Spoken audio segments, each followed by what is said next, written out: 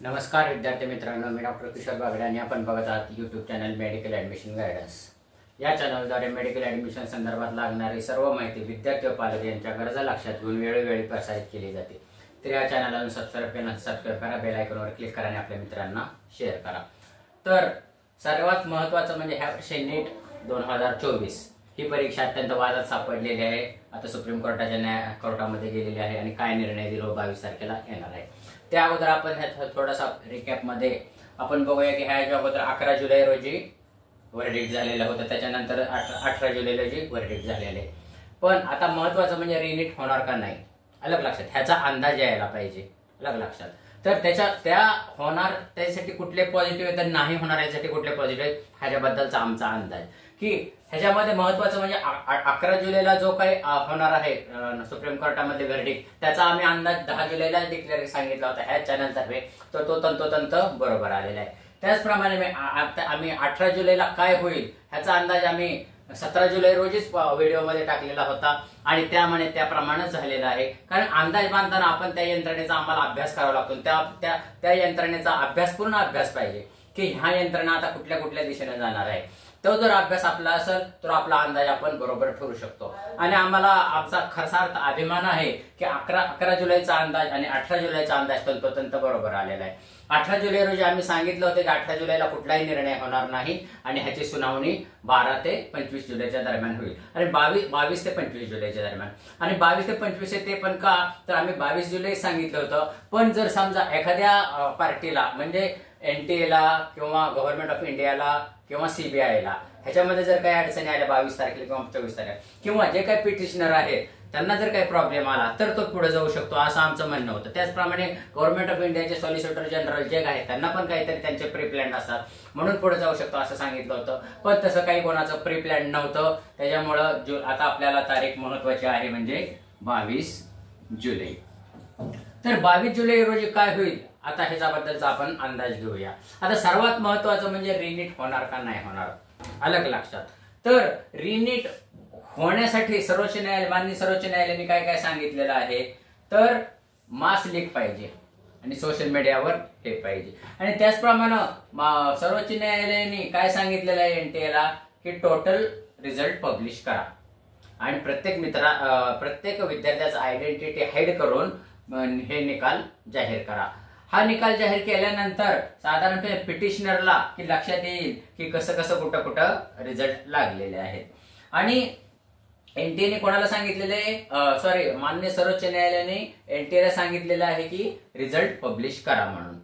आणि एनटीएने ह्यांना पण सांगितलेलं आहे, पिटिशनरला पण सांगितलेलं आहे की तुमचा जो का पेपर लीकचा हे आहे स्टँड आहे की पेपर लीक खूप मोठ्या प्रमाणावर झालाय तर तो आम्हाला प्रूव्ह करा, अलग लक्षात। तर आता ह्याच्यामध्ये हे पिटिशनर कसे डेव्हलप होत आहेत, प्रूव्ह करतायत त्यांचा पेपर लीक, तर ते बघणं खूप महत्वाचं आहे।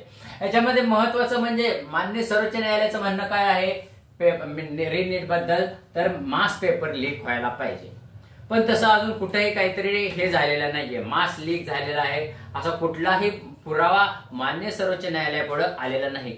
ह्याच्यामध्ये मला अजून विशेष वाटतं वर्डिक्ट मध्ये, तुम्हाला पण विशेष वाटत असेल की ह्याच्यामध्ये ही केस फक्त बिहार आणि गुजरात पुरतीच मर्यादित चालू आहे।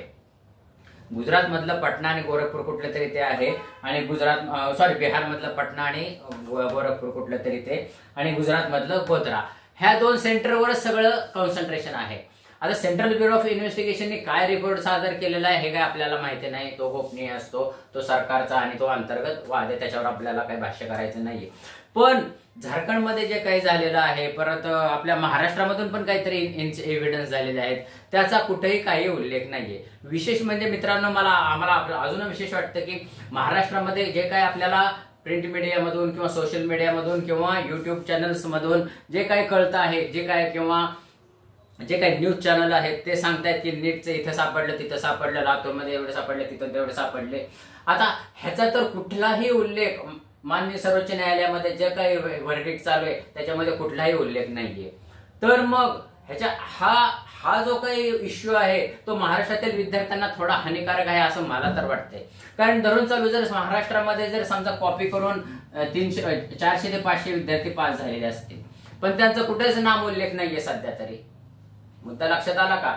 400 ते 500 द्या सोडून, एक 100-200 जरी असतील त्यांचा पण उल्लेख कुठं नाहीये. तर हा उल्लेख कुठंतरी असावा असं आम्हाला वाटतं. हे काय यंत्रणा किंवा काय करत असते तो त्यांचा विषय आहे.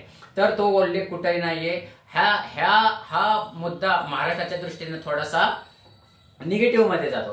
कारण जरी समजा 100-200 मुलं कॉपी करून मार्क मिळवले असतील तर ते मुलं प्रामाणिक विद्यार्थ्यांवर हानिकारक करू शकतात.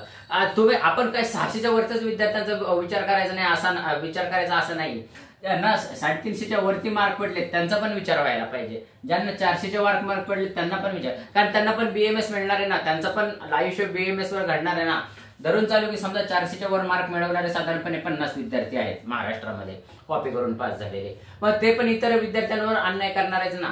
तर हा विषय महत्वाचा आहे. आता आपण आशा करूया की 22 जुलैच्या व्हर्डिक्टमध्ये महाराष्ट्राचं कुठेतरी नाव येईल. ते काय आपल्याला सेंट्रल ब्युरो ऑफ इन्व्हेस्टिगेशनचा मुद्दा आहे, तो काय आपला मुद्दा नाहीये. हे पण आपली ही जी माहिती आहे ती आपल्याला न्यूज चॅनल मधून आलेली आहे किंवा युट्यूब चॅनल मधून आलेली आहे किंवा प्रिंट मीडिया मधून आलेली आहे किंवा सोशल मीडिया मधून आलेली आहे. त्याचा आपला संबंध नाही. आपण फक्त आपलं मत मांडायचं.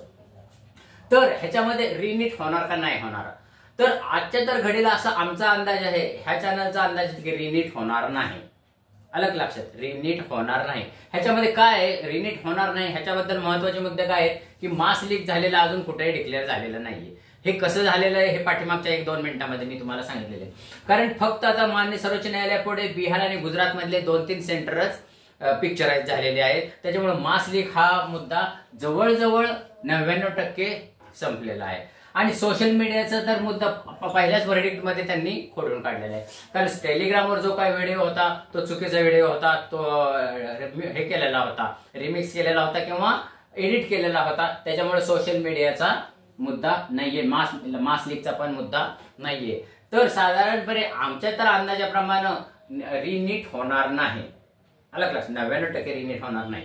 मग म्हणजे जनरल रिनीट म्हणतोय बरं का. फक्त काय होईल, बिहार आणि गुजरात किंवा इतर ठिकाणी पण मान्य सर्वोच्च न्यायालयाला वाटेल किंवा हे जे काही 38 पिटिशनर आहेत जे रिनीटची हे करतायत, मागणी करतायत, ते त्यांनी जर प्रूव्ह केलं की अशा ठिकाणी पेपर लीक झालेला आहे, ह्या 2 दिवसामध्ये त्यांचे काही एव्हिडन्सेस त्यांनी जर सादर केले मान्य सर्वोच्च न्यायालयापुढे आणि इथे जर पेपर लीक झाले, फक्त त्या भागापुरता पेपर रिपीट होण्याची शक्यता आहे. आलं का लक्षात?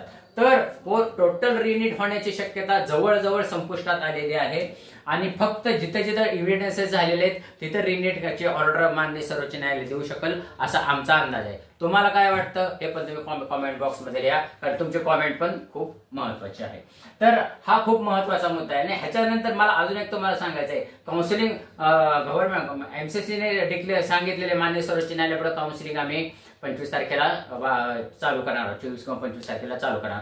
हे पण माझ्या दृष्टीने मला वाटते की काउन्सिलिंग चालू करायला खूप घाई करतायत. हे का घाई करतायत म्हणजे कसे घाई करतायत ह्याच्यासाठी मी पुढचा व्हिडिओ तयार करणार आहे. तो व्हिडिओ तुम्ही निश्चित बघा, कारण हा व्हिडिओ पण तुम्हाला खूप महत्वपूर्ण आहे. या व अशाच माहितीपूर्ण व्हिडिओसाठी ह्या चॅनलला हे सबस्क्राईब करा, बेल आयकॉन आणि मित्रांना शेअर करा, कारण हा चॅनल मेडिकल ऍडमिशन संपेपर्यंत तुमच्या मदत करणार आहे. एवढं बोलून आजचा विषय थांबवतो. जय हिंद, जय महाराष्ट्र.